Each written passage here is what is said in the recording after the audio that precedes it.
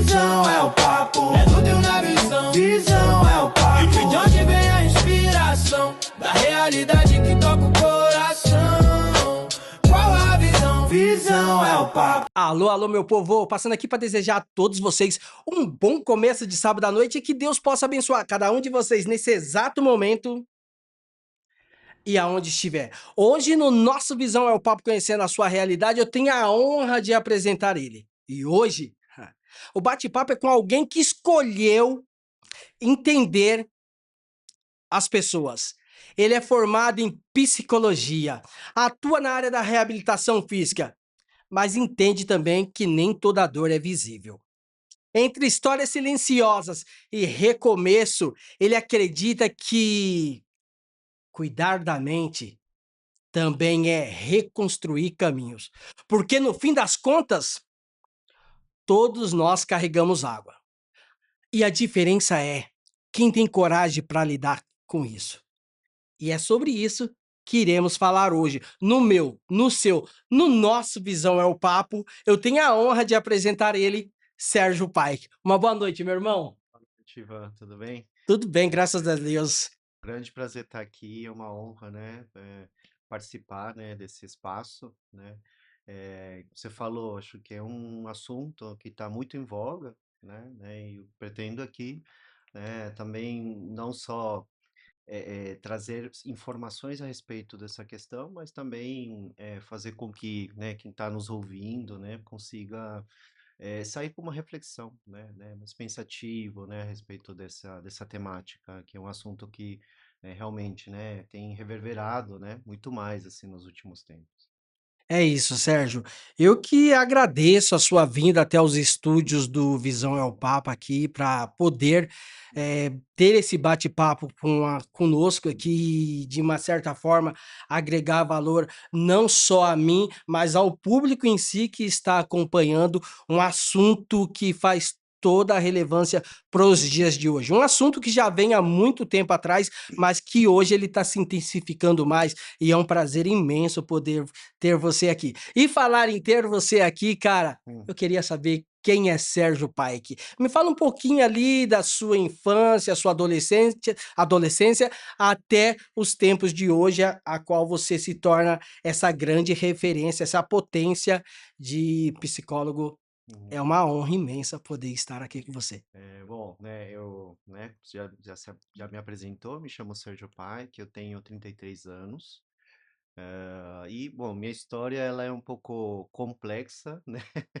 E um pouco longa, mas vou tentar aqui, né, tentar resumir até para poder um pouco contextualizar, né? Porque, Certo. por onde que eu cheguei, né?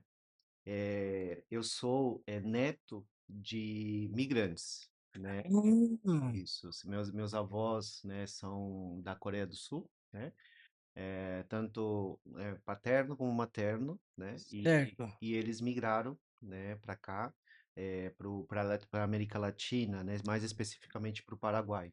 Né? Ah, é? Pô, Paraguai? Isso mesmo, Que isso mesmo, legal. né? Então, eu, na verdade, sou latino-americano, né? Mas aí eu sou filho também, enfim, né, dos meus pais que também migraram junto com os meus avós, né? O pai Hum. chegou, e aí meus pais, na verdade, se conheceram, né, no Paraguai, né? Meu pai chegou com cerca de 17 anos, minha mãe quando tinha os seus 2 anos, bem pequenininha, né? Então ela praticamente não tem muita recordação, né, referente à Coreia. Então, os dois se conheceram lá, eu sou fruto, né, desse relacionamento, né, eu nasci lá, e no Paraguai eu morei até os 9 anos. Ah, você chegou a morar no Paraguai, então? Cheguei a morar, né, morei Que uns 9 legal. anos lá, e, né, assim, quando tinha 9 anos, enfim, né, também tiveram questões aí financeiras, né, questões aí familiares bem complexas que fizeram com que meus pais também tivessem que migrar. Né, e nisso levaram também os meus avós maternos, né, e a Hum. gente migrou para o Chile. E no Chile, eu morei em Santiago, né, por cerca de 5 anos. Nossa, então você andou bastante, hein, Sérgio? Andei, andei, minha língua materna acaba sendo também muito o espanhol, né? Hoje já esquecendo um pouco, porque o Certo. português, né, acabou também, né, tomando conta, mas, né, até os 14, 15 anos era a língua exclusiva, né? Fora o próprio coreano, que, enfim, né, dentro Você fala da... coreano? Eu falo também, No- né? Falo Coreano, espanhol, português? e inglês, assim, né? Bem uma coisa mais básica, assim, É, não é né? qualquer um não, hein, eu tô falando com uma potência. É. E no Chile, enfim, né? Acho que foi uma fase muito interessante porque acabou pegando, assim, um pouco da minha adolescência, né? O Chile, né? Houve esse momento onde a gente também experimenta muitas coisas, né? E é muito curioso, né? Porque no Chile eu morei até os 14 anos, né? E na época eu frequentava uma escola só de homens, né? No Chile. No Chile, exatamente, Nossa, né? que legal. Porque tinha uma escola, enfim, né? Que era, né? Era uma escola, vamos dizer assim, ligada ao catolicismo, né? Certo. Mas, enfim, né, não era uma escola laica, mas aí tinha essa divisão. Então, tinha uma outra escola do outro lado, assim, né, vamos dizer assim, atravessando, né, basicamente uma rua, que era uma escola só de meninas. Então, tinha Hum. essa divisão, né? Então, o, eu lembro que no Chile, na adolescência, existia aí na escola também ainda uma prática. Eu entendo que um pouco que o Chile também herdou um pouco, talvez, da época da ditadura, mas é assim, né, de você esperar os professores chegarem. Uma vez que os professores chegavam, na verdade, assim, enquanto eles chegavam, você tinha que estar atrás da tua carteira, né? Você tinha que estar em Nossa. pé, né? Aguardar os professores, a professora entrar e ela sinalizar para podem sentar, e aí todo mundo sentava. Então, acho que foi também um período onde tinha muito daquilo, né? Do impulso, né? Da adolescência, aquela coisa, né? Só que ao mesmo tempo tinha também uma estrutura muito disciplinar, né? Então, no Chile acabei de alguma forma também foi ao mesmo tempo experimentar coisas de adolescente, mas também muito pautado assim em códigos, né? Coisas assim Nossa. que o Chile tem, assim, né? E não posso falar vamos dizer assim, não posso generalizar, mas pelo Sim. menos a escola que eu frequentava, né, tinha um pouco disso, né? E, bom, depois disso, com os 14 anos, novamente, por uma questão que tem a ver com meu pai, com o trabalho dele, a gente acabou migrando aqui para o Brasil.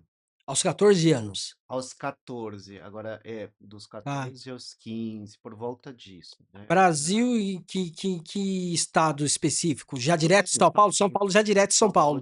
São Paulo direto, Entendi. né? Até porque assim, meu pai tinha contatos mais por aqui, então acabou também facilitando, né, a Sim, sim. nossa vinda.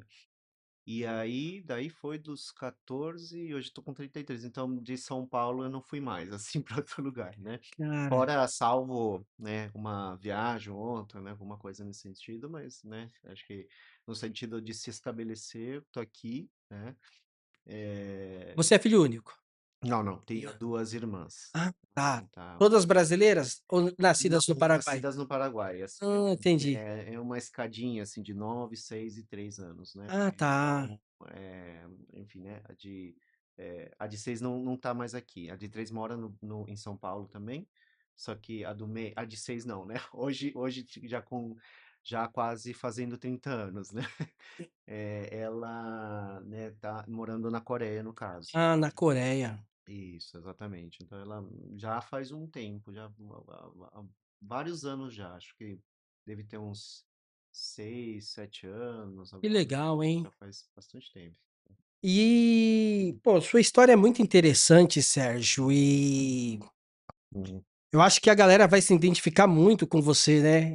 E em que momento, quando você chega no Brasil aqui e você faz essa opção para procurar essa profissão de escutar, uma escuta profunda às pessoas. Em que momento você decide e fala, eu quero ser psicólogo, eu preciso ouvir as pessoas, eu quero entender o que essas pessoas sentem? Em Sim. que momento você se depara com essa realidade?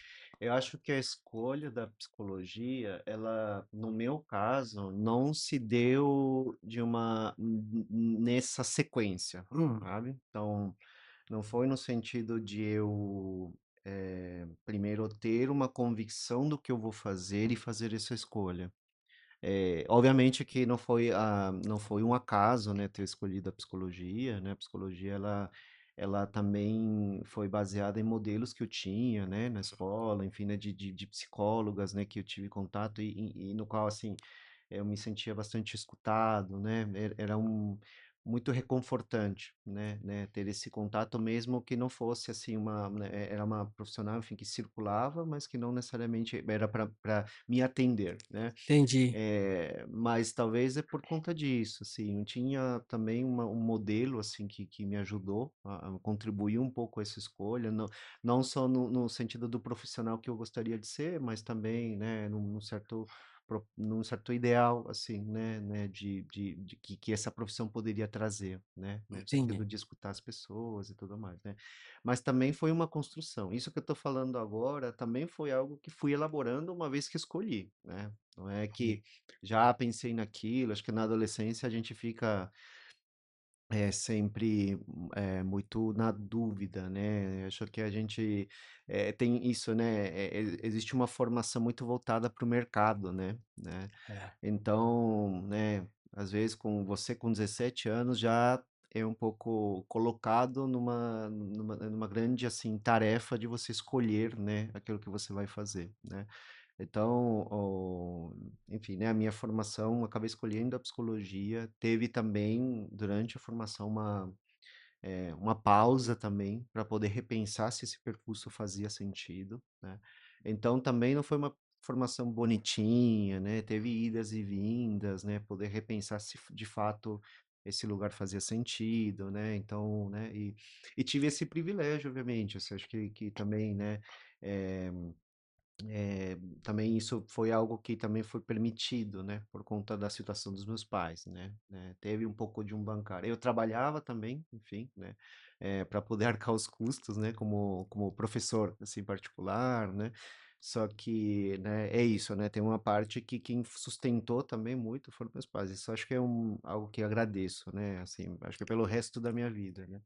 gratidão, né. É, Ô Sérgio, você falou uma coisa muito interessante que também me faz ter uma reflexão e pensar sobre essa questão, é que quando você fala que você teve um contato ali no tempo da escola ali com psicólogos, sim. essa parte que você teve esse contato foi aqui no Brasil ou no No Brasil? Brasil, no No Brasil. Brasil, no Brasil, exatamente. E até porque não sei se eu poder, né, se eu ainda no Chile, ainda nessa transição entre, né, da infância para a adolescência, eu teria talvez assim, né, a maturidade suficiente para poder, né, Uhum. considerar, né, também, né, alguns pontos que esse contato com, né, na escola já maior, assim, né, permitiu, assim, né, pensar, né, ao escolher, né, essa profissão. Não se pensava muito, né, também, assim, né, Porque é muito interessante quando você traz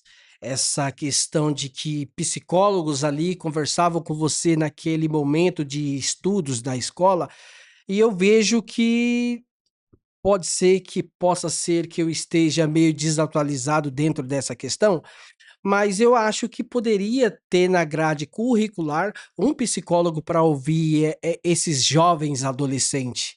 Porque logo mais as pessoas que estão acompanhando, elas vão ver que vai fazer sentido essa minha pontuação que eu tô pontuando aqui, que eu acho que deveria ter psicólogos nas escolas para ouvir esses jovens, porque com o avanço desenfreado da internet, essa busca excessiva pelos likes, pelas curtidas, pelo momento de ser visto, muitos estão perdendo a liberdade, e isso é notável e visível a todos os telejornais, falam sobre essa questão.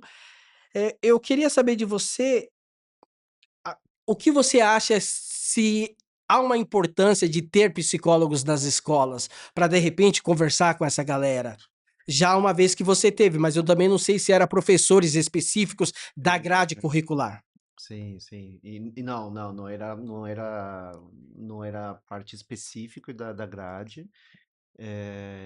Né, isso que você está trazendo me faz pensar, né, em várias coisas, né? Porque eu vejo que de lá para cá, né, existe mesmo assim, talvez uma ampliação do espaço da psicologia, né, dentro das escolas, né?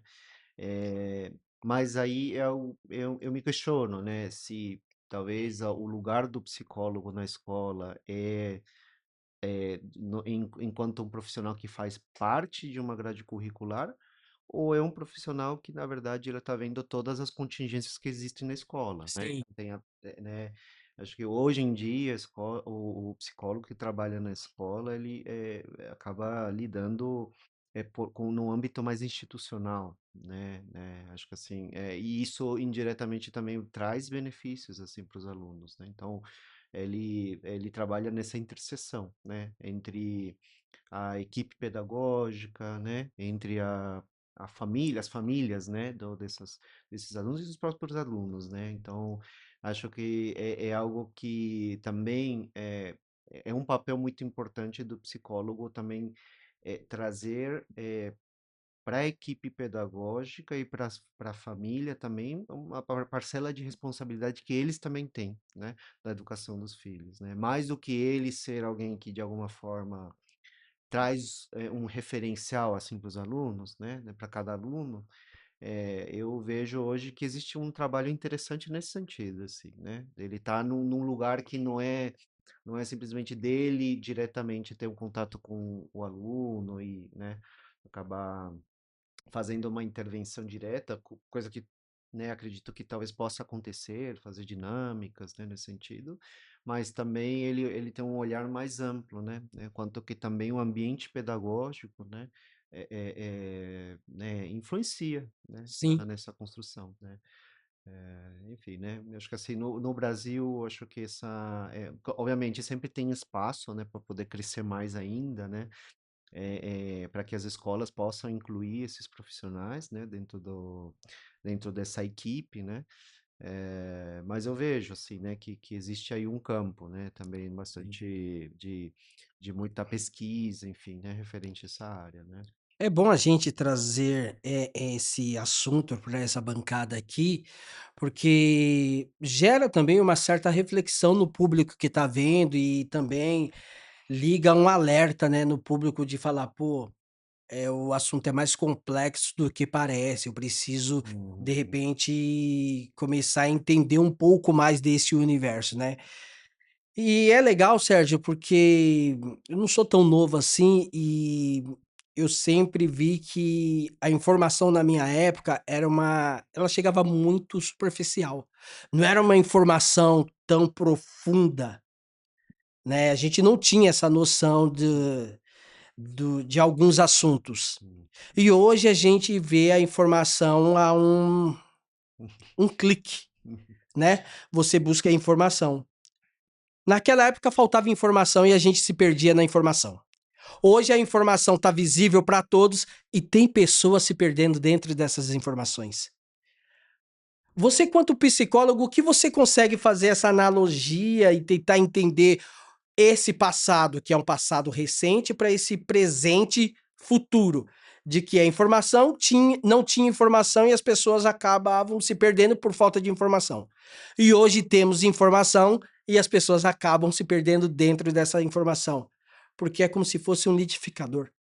O Sim, processo é muito rápido e muitas das vezes a informação chega e as pessoas não conseguem absorver porque está a um clique da sim, sua mão. sim. Obviamente, acho que isso interfere muito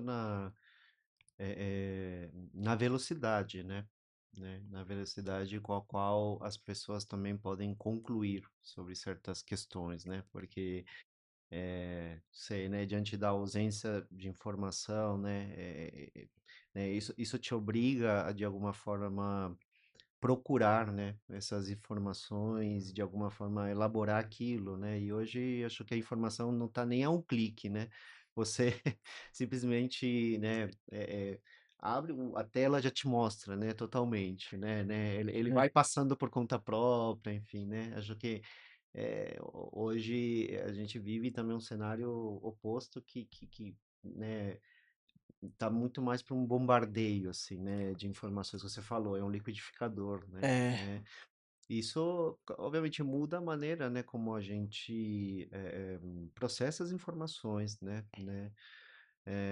Se antigamente a informação precisava até quem estava elaborando a informação precisava de todo um mecanismo para chegar até ao sim, leitor, né, por exemplo, né? Hoje em dia não, hoje em dia qualquer um tem o dispositivo, né, para poder passar uma informação, né? Enfim, né, isso gera também sempre um lugar para muitas contradições, né? E aí, acho que a gente está aqui tentando falar um pouco da concepção da saúde mental, né, sim, hoje em sim, sim. dia, que acho que é algo como a gente falou no começo, tá bastante divulgado, né? Muita gente fala sobre isso e acho que o excesso de informação pode também trazer, né? Não só um aspecto positivo, né? É, tem isso também. Um aspecto de alguma forma ampliar o conhecimento das pessoas, né? Mas também pode né, ter um valor assim de confundir um pouco, né? Assim, né? Às vezes, né, nesse bombardeio, assim, né? Que informação que é a correta, né, É. né, Acaba tendo muita informação e as pessoas às vezes não estão tão preparadas assim para ouvir tanta informação.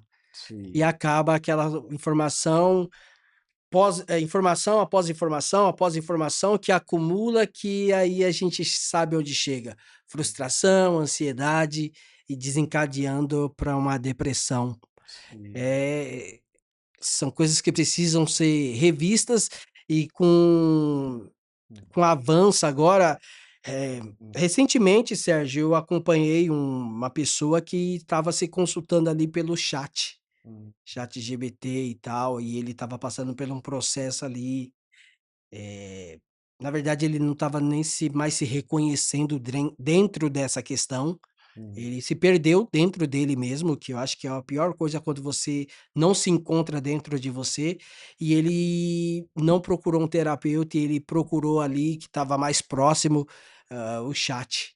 E perguntou para o chat o que faria, o que poderia ser, o que poderia fazer, e é aquilo, o chat ele vai te entregar coisas que você quer ouvir. E hum, de repente você só está, adiando um sofrimento a qual você poderia já passar pelo aquele sofrimento, mas claro, com uma pessoa terapêutica uma pessoa de carne e osso, que iria entender esse consenso, esse contexto, né. Então é sobre isso que eu queria te perguntar, Sérgio, o que você vê aí com esse avanço aí desse chat aí, da tal famosa IA, uhum. em relação a tudo isso, que tem muita gente se perdendo? Sim, sim. Eu acho que você, é, né, acho que tem um caráter, o chat GPT ou qualquer outro tipo de dispositivo de inteligência artificial, ele tem um caráter informativo, né? Ele te passa, vamos dizer assim, e um caráter também resolutivo, né? Talvez, assim, para questões mais difíceis, ele mesmo recomende, né, passar com uma pessoa, mas de alguma forma ele sempre vai apontar, né? E eu não sei se isso pode mudar eventualmente, né? Ou a inteligência acaba indo por uma via de ter uma sensibilidade maior, mas acho muito difícil, que é um pouco de ter essa lógica de eliminação do sintoma, né? Acho que eh, a gente vive numa lógica assim, né? Se a gente para pensar, né? A saúde mental, essa concepção da saúde mental, ela avançou, né, bastante, Sim. ao longo do tempo, né? Acho que a gente hoje não lida, não é mais um assunto de algumas pessoas, né? É algo que se legitima enquanto uma questão de saúde pública, né? É uma questão que hoje não se parte por uma lógica de exclusão, né? Que não aconteciam, né? Quando É, nos estabelecimentos manicomiais, né? E tudo isso.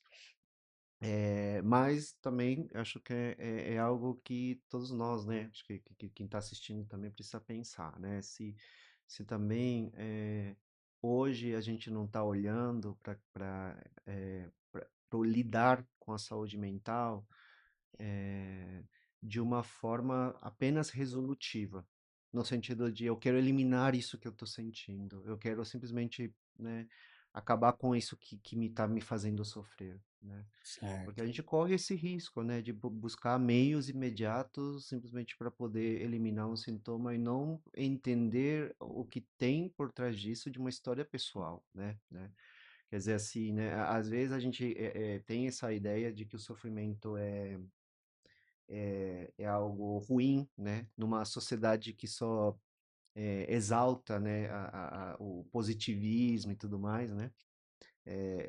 Exalta o sempre estar bem, né? Sempre você parecer que está bem, né? E a gente retira, né, um aspecto de que, né, isso diz respeito àquela pessoa. O sofrimento mobiliza a pessoa a falar, né? A trazer um aspecto de si, né? Alguma coisa que estava correndo bem até aí, agora não está mais correndo, né? Da mesma forma, né? O que está acontecendo, né?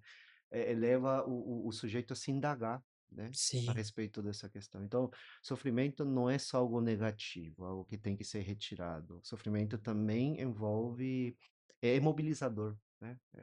Faz a gente também um pouco refletir, né?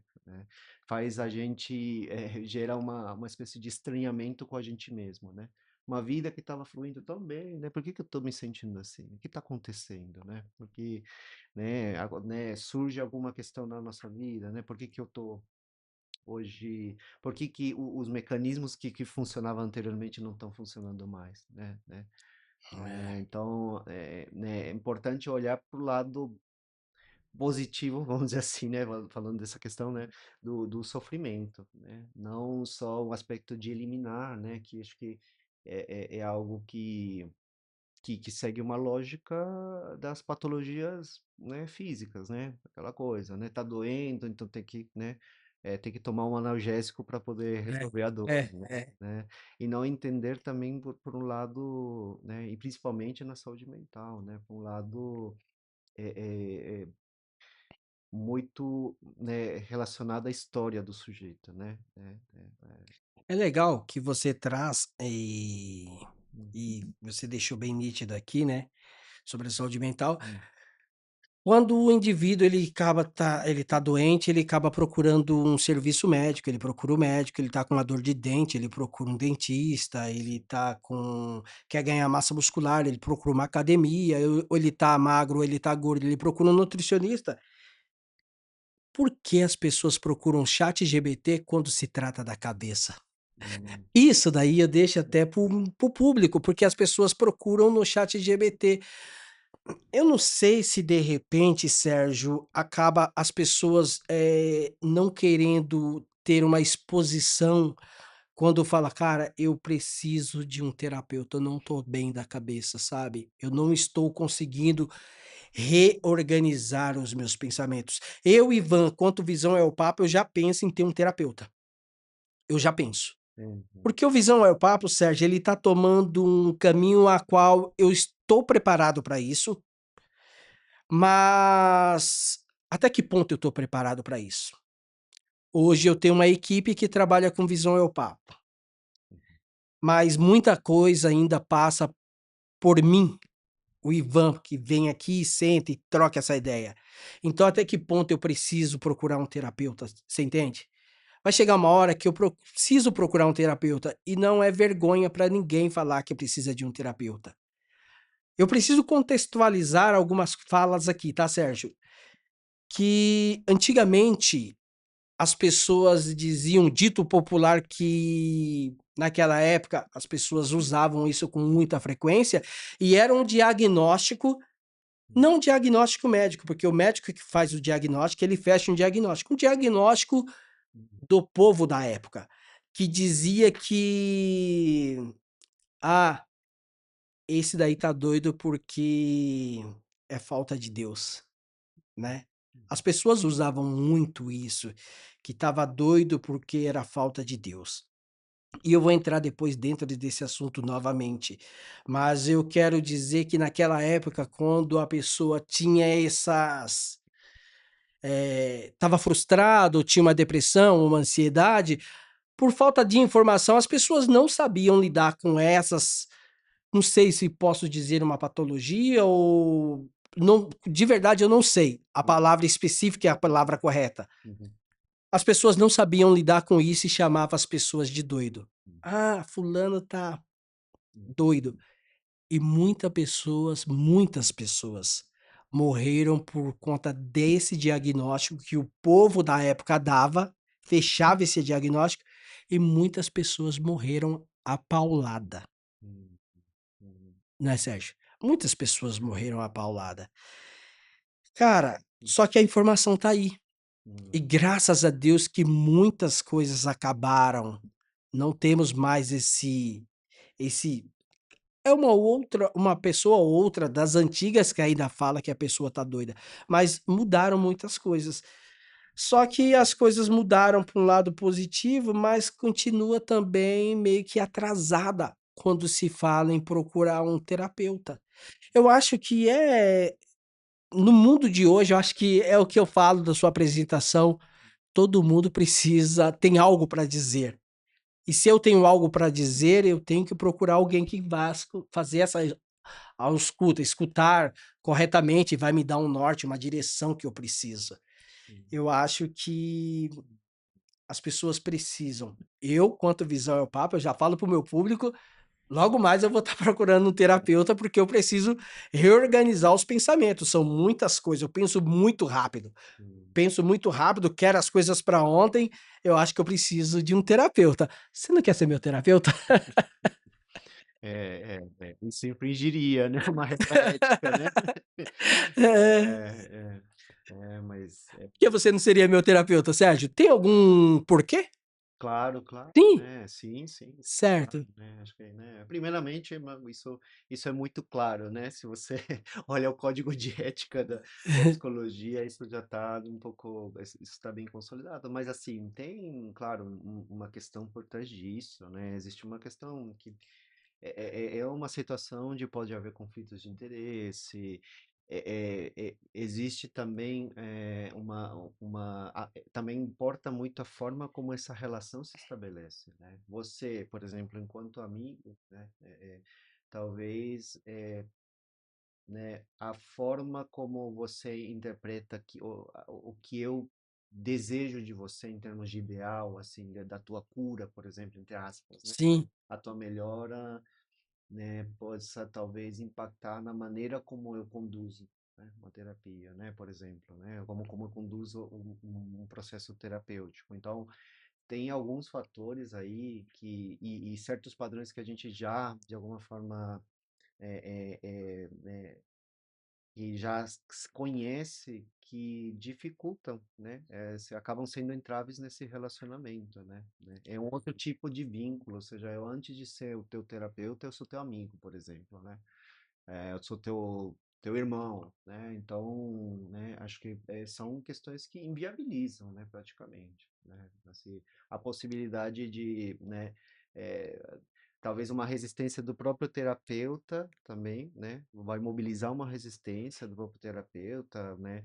Uma angústia porque, né, meu irmão não está melhorando, né? tem isso. Né? E também uma resistência, né, de quem está, né, tá desse outro lugar de paciente, por exemplo, né? De cliente, paciente, enfim, que está lá de alguma forma, né? E ele vai se comportar ou de alguma forma tentar corresponder àquilo que ele acredita que esse irmão ou amigo está esperando, né? Então, acho que há certas coisas aí que podem influenciar. Ou uma resistência mesmo, porque, né? Enfim, né? Partem, né? É uma relação que parte de um outro lugar, né? É. E é isso. Você trouxe, Sérgio, muito aqui, ficou muito nítido aqui para mim, quando você me falou sobre solidão. Sim. Cara, uma história breve aqui, rápida, que quando você fala de solidão, eu acho que é o momento que a pessoa ela se encontra dentro ali de umas questões que nem ela se entende, sabe. Hum, Tem muita gente nesse momento aqui que tá vendo esse podcast aqui, que tá nessa solidão, sabe. hum, Ela tá perdida com ela mesma, sabe, sem saber o que ela vai fazer. Claro que daqui um segundo, um milésimo, pertence a Deus, sabe. Mas as pessoas ficam assim: "Pô, caramba, o que que eu vou fazer agora?". E muitas das vezes ela tá ali deitada, sem um ânimo, sem uma perspectiva de vida, sem conseguir nem movimentar uma caneca.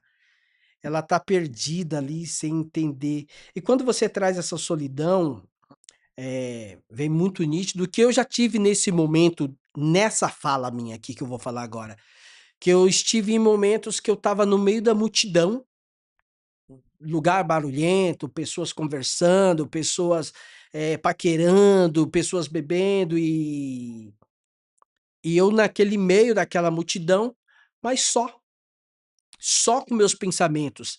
Ali eu estava num turbilhão de pensamentos, sabe, de verdade tentando me achar, tentando perguntar o que eu tô fazendo aqui, sabe, doido pra rasgar aquela bolha e sair daquele local. E é triste, não é para qualquer pessoa se manter dentro dessa tal solidão, cara. uhum, E e essa história que eu quero trazer minha aqui, várias pessoas vão se identificar, porque é uma fala que não é só minha, é de muita gente que está passando por esse momento.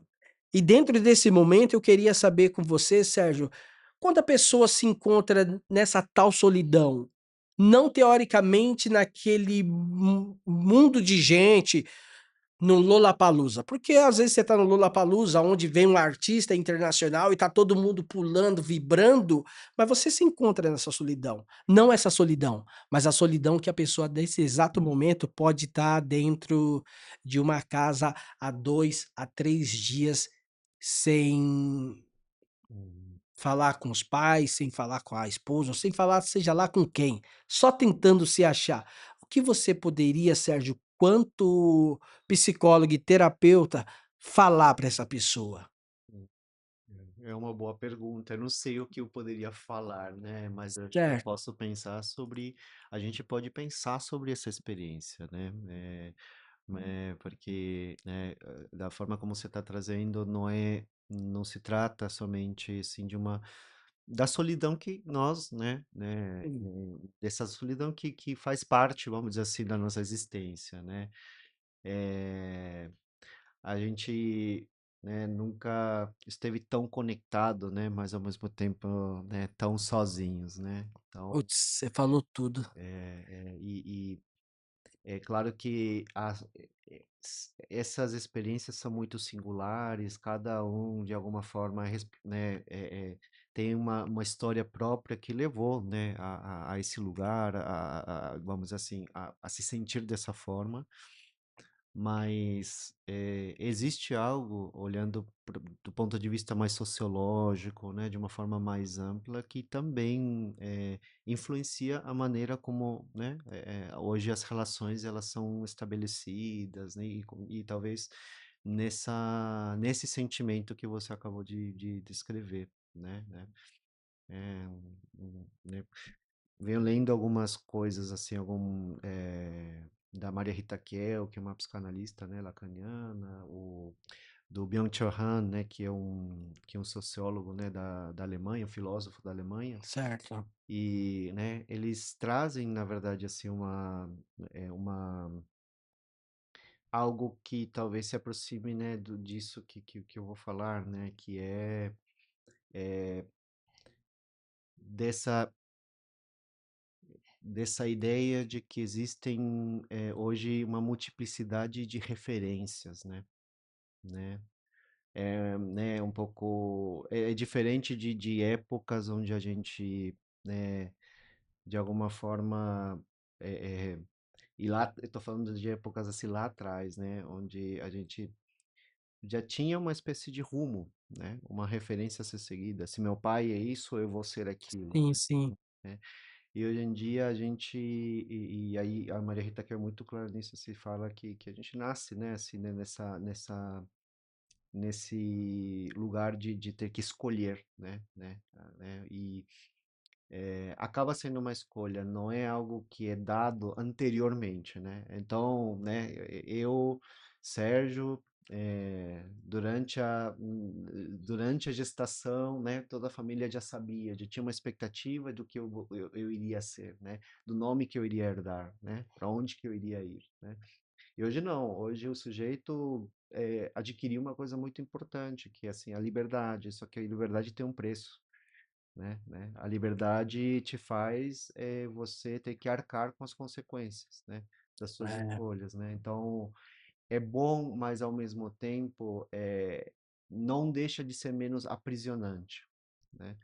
Porque hoje em dia é isso, né? Acho que hoje nada melhor do que a analogia do celular, né? Você é, abre, você vê muitas pessoas, e é curioso esse nome, influenciadores, né? São é, pessoas que de alguma forma estão lá para dizer para você, te dar uma referência, né? Então cada um tem uma ideia sobre alguma coisa, né? E você fica também um pouco perdido, né? Nesse mar de referências, né? E a questão é assim, né? Por mais que eu tenha uma convicção de uma referência, eu quero, nossa, essa pessoa está falando isso, ou eu li aquilo, eu gostaria, né, de seguir por aqui, é uma escolha, né? Não é algo, e tem algo de angustiante, porque, bom, então você arca com essa consequência do que o mundo escolheu, né? é, é, Não é que veio alguém disse para você que você seria aquilo, né? Então, é, né, tem esse lado, e quando a sociedade te coloca num lugar onde você precisa cumprir, né? Com diversos papéis, né? Assim, ser idealmente alguém, algo que vamos dizer assim, cumprir, né, os ideais de enquanto pai, enquanto, né, parceiro, enquanto trabalhador, enquanto, enfim, né?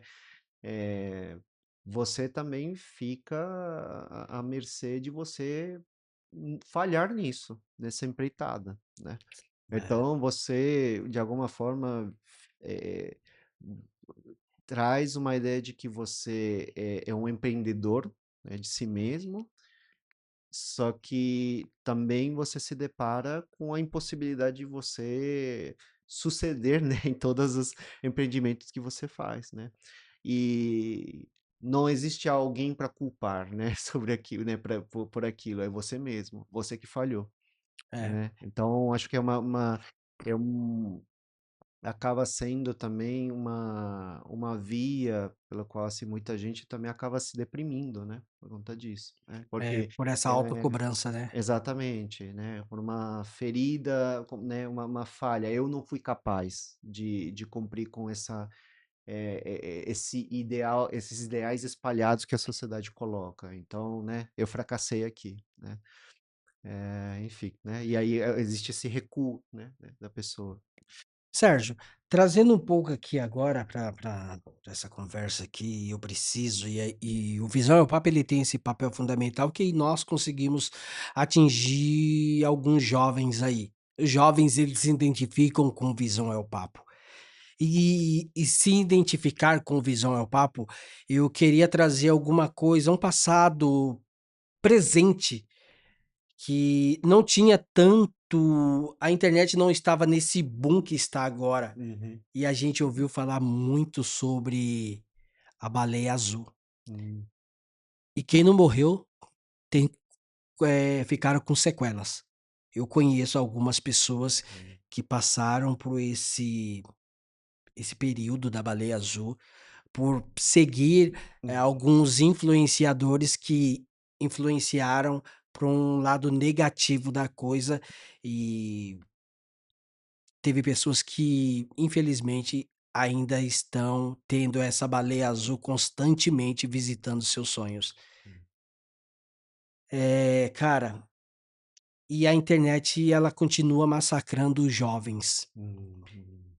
Até quando esses jovens eles vão ficar simplesmente rolando a tela e uma pergunta até mesmo para mim, até quando vão ficar rolando a tela e Uhum, perdendo dias e dias? As pessoas têm que entender, os jovens têm que entender que é um jogo, o algoritmo é um jogo. uhum, Às vezes você entra para pesquisar alguma coisa dentro da internet por 10 minutos, quando você vê, você perdeu 1 hora e não uhum, pesquisou o que você queria, porque ele vai te entregando, ele vai fazendo a tal da dopamina constantemente te saciar e te deixar uhum, tranquilo ali.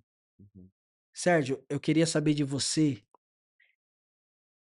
se vo é difícil, uhum, mas eu preciso te fazer essa pergunta. Há alguma solução para que os nossos jovens despertem para que uhum, literalmente estamos dentro de um jogo em 2026? uhum. Porque a tendência agora é ladeira abaixo.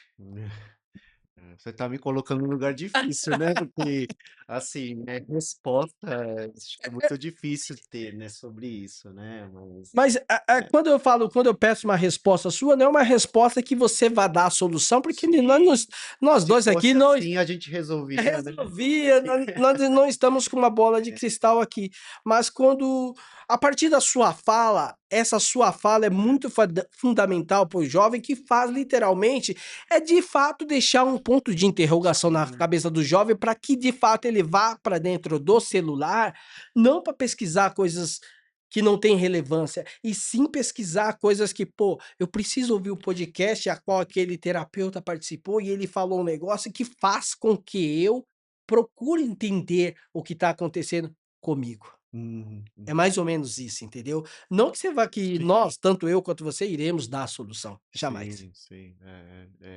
E, né, dentro de uma lógica que eu digo assim, neoliberal, que pressiona as pessoas fazerem aquilo dessa É, forma, uma coisa. Vamos dizer assim, encurtar o tempo, né, só sentir, né, não pensar sobre aquilo, acho que é muito muito difícil, assim, né. É uma boa pergunta, né, que você está fazendo, uma questão acho que é muito importante, né. Né, mas também penso aqui o quanto que existe de responsabilidade da sociedade como um todo, né, para isso, né, sim. pra quanto que também, certa as pessoas se engancham, né, em certas, vamos dizer assim, trends, né, ou quanto que as pessoas também se engancham em certas temáticas, certos assuntos, isso viraliza, né, porque diante de algo que esse assunto de alguma forma está saciando, né, mas que ou diante da falta talvez de um outro referencial, né, mais sólido. Então, enfim, né, acho que é uma questão E bem complexa mesmo, e né. é isso, quando você traz a sociedade num todo, né, Hum, num todo para que temos esse olhar mais crítico, eu deixo aqui para você, pai, mãe, que comece de fato a observar o seu filho dentro de hum, casa, porque uhum. de repente você está perdendo o seu filho e você não está nem percebendo que está perdendo o seu filho. Hum, sim. E a gente, acho que tá pensando assim nessas transições de gerações, né, corre mais risco de reproduzir, né, uma maneira como a gente às vezes não precisa, a gente já demonstra certas coisas, né, a partir da maneira como a gente se relaciona, né. A gente às vezes diz algo contraditório, né, é que nem aquela mãe eh, gritando para a criança parar de gritar, né, assim, né, essa É. lógica assim. Então, também o quanto que, né, os pais ou responsáveis estão abertos a poder, dar a serem, vamos dizer assim, dar uma continência, né, a às questões que esses adolescentes, as crianças, vão trazer, né. Então acho que isso aí esse é um ponto fundamental, né, assim, né, talvez porque às vezes a gente vê certas coisas e já parte por um caminho assim de repreender a pessoa, mas não entender por trás disso qual é o que está envolvido, né? Então acho que a aproximação, né, que talvez seja mais adequada é essa postura de compreender e não julgar antes, né. Sérgio, é um momento muito importante aqui do nosso Visão é o Papo, a qual eu sempre tento deixar algo literal aqui, de literatura, Aham. para o público do Visão é o Papo.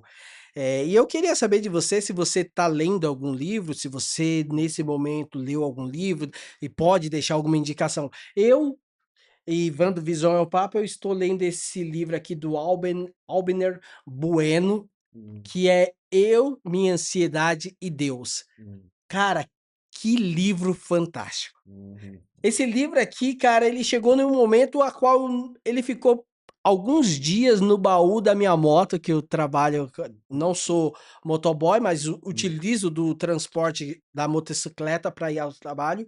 E esse livro ficou por mais ou menos uns 5 dias dentro desse baú lá.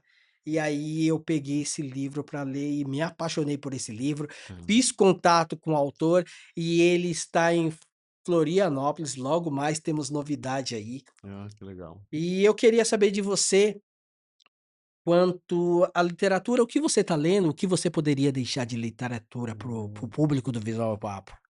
É uma boa pergunta, né? Porque, né, são questões que às vezes a gente, né, tem uma dificuldade de achar uma literatura que não seja muito técnica, né?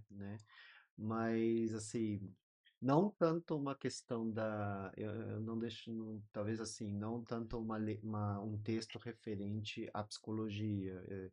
Um livro que eu venho, acho que um autor, na verdade, que eu venho tentando assim um pouco me aprofundar, né, pessoalmente, não enquanto profissional, né, é do Byung-Chul Han, né. É um autor que depois eu deixo assim a referência Ah, para tá, tá. vocês, né, né, talvez assim uma leitura interessante, né, para o público seja eh, a Sociedade do Cansaço, talvez seja algo Ansiedade do Cansaço? Deve ser isso, bom. isso, Só o título já é chamativo, né? sim. Então, né, eu acho que é uma leitura que não fala muito da questão da saúde mental, mas é uma leitura que também traz uma interpretação, obviamente, a partir do autor sobre, né, as contingências sociais, né, a maneira como nós estamos vivendo, né, e que como também isso indiretamente, aliás, diretamente, né, influencia, né, a Sim. nossa saúde mental, né. Sérgio, sinto muito em te dizer, mas estamos chegando quase ao final do nosso Visão é o Papo.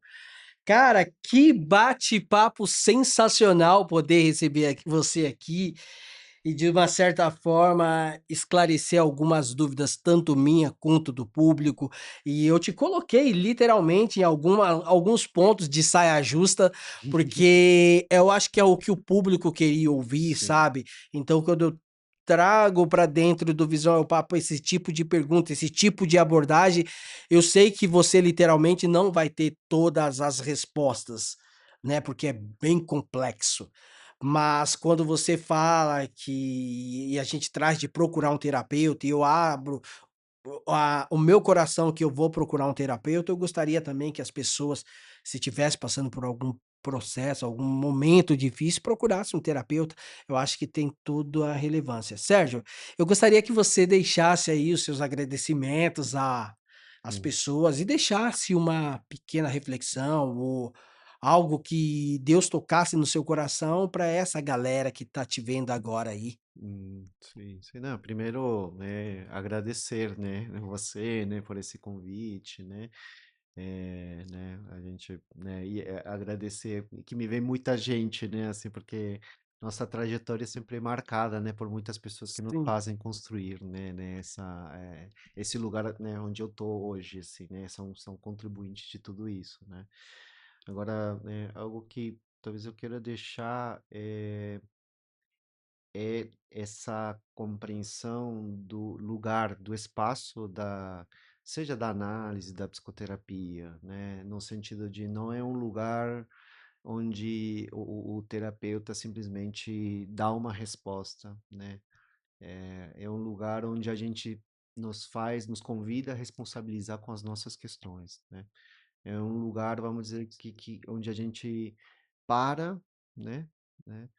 e de alguma forma, a partir desse espaço e desse silêncio, nos faz também um pouco repensar, um pouco, acho que assim a terapia ela traz uma espécie de desaceleração, né? Uma possibilidade de você mesmo compreender, né, por trás desse sintoma, dessa coisa que você veio à procura para poder aliviar, né, de sofrimento, né? Né? Por que que eu tô, né? Que tipo de ideal eu coloquei para mim mesmo que hoje eu estou sofrendo por não estar atingindo aquilo, né? Será que a questão é o ideal ou será que também é aquilo que eu, né, me propus atingir, né? Então são, né, dentre várias outras coisas, né? Mas acho que não é um lugar só simplesmente porque eu me disseram que eu tenho um transtorno, né, de ansiedade generalizado que eu vou lá procurar, né? Não é a partir só de um diagnóstico, mas é a partir de uma questão, né? Acho que isso é importante para quem está nos ouvindo, né? É muito bom. Meu povo, foi uma honra poder receber o Sérgio Paik aqui, um profissional a qual todos vocês puderam acompanhar essa entrevista, esse bate-papo, e é sempre bom fazer esse bate-papo entre amigos aqui, de uma certa forma, agregar valor a todos vocês que estão vendo.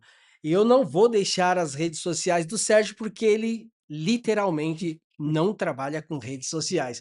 Um cara que tá ali em 2040, ele tá olhando tudo, é um cara visionário, ele não trabalha com redes sociais, mas você que de repente se encontrou dentro da fala do Sérgio, entre em contato via direct com o Visão é o Papo, que a gente passa o contato dele e de fato você pode buscar a sua melhora, se encontrar. Eu acho que não tem nada mais justo você saber quem é você. Sabemos aonde estamos, o que vamos fazer, mas muitas das vezes não sabemos quem somos nós. E eu quero deixar uma reflexão para você, pai, mãe, que por algum tempo usamos alguns ditos populares, eu sempre trago ditos populares aqui, e uma é que ainda tem muita gente falando que a pessoa ela tá de repente ruim da cabeça porque ela não tem Deus. Isso é grave. Porque, biblicamente falando, todas aquelas pessoas, profetas e discípulos que andaram com Jesus, sofreram ansiedade, frustração e muitos deles desencadearam depressão. Então, nunca fala para o seu filho ou para quem quer que seja que o problema de cabeça dele é falta de Deus, porque nunca foi falta de Deus. É mais complexo do que você possa pensar. Um ótimo sábado a todos e fui! Conhecendo sua realidade com muito respeito. Quem faz acontecer com a visão do gueto. Voz que ecoa forte, sem medo direto. História de luta virando manifesto. Cada cicatriz carrega um capítulo. Vida ensinando mais que qualquer currículo. Olhar no horizonte, foco no impossível. Transformando dor em algo incrível. Microfone aberto, verdade na fala. Quem veio de baixo hoje nunca se cala. É ponte que liga quem sonha, quem rala. Realidade contada vira luz pra quem fala. Qual a adição? Visão é o papo. É no teu na visão. Visão é o papo. De onde vem a inspiração? Da realidade que toca o coração. Qual a visão? Visão é o papo. Quem traz a direção? Visão é o papo. O que faz acreditar? É a vivência que ensina a sonhar. Realidade vira som pra elevar. Cada relato é motivo pra lutar. Quem escuta sente começa a mudar. Inspiração no ar, pronto pra voar. Visão é o papo. Visão é o papo. Visão